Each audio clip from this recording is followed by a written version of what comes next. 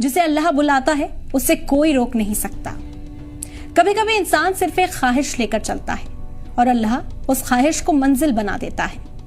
कहते हैं ना कि जो हमारे नसीब में होता है वो हजारों रुकावटों से कुछ देर के लिए टल तो सकता है, लेकिन आखिर में वो हमें मिल ही जाता है। इसी की एक जीती जागती मिसाल सामने आई लिबिया से। आमिर अल मेहदी मंसूर अल गद्दाफी जो हज के लिए निकले थे, लेकिन उनका नाम गद्दाफी उनके रास्ते की दीवार बन गया। एयरपोर्ट पर उन्हें रोक लिया गया। वो चेकिंग प्रोसेस में उलझे रहे और फ्लाइट बोर्ड नहीं कर सके। वो सिक्योरिटी से गुहार लगाते रहे कि उन्हें जाने दिया जाए, लेकिन उनकी किसी ने ना सुनी और प्लेन उनके बगैर ही चला गया।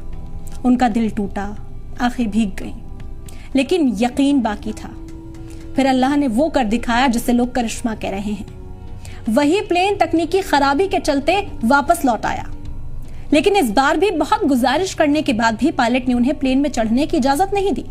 प्लेन फिर उनके बगैर उड़ा और दूसरी बार भी उसी तकनीकी खराबी के चलते फिर उस प्लेन को लौटना पड़ा।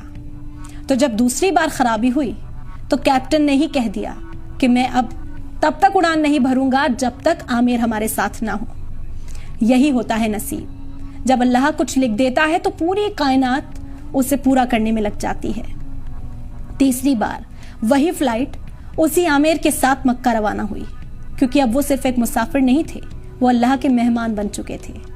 आमिर ने बस इतना कहा, अगर हज मेरे मुकद्दर में लिखा है तो कोई ताकत मुझे रोक नहीं सकती। उनकी कहानी आज हर उस दिल को हिम्मत देती है जो मुश्किलों से हार रहा है, क्योंकि जो हमारे नसीब में होता है वो मिलकर ही रहता है, चाहे जमाना कुछ भी कर ले।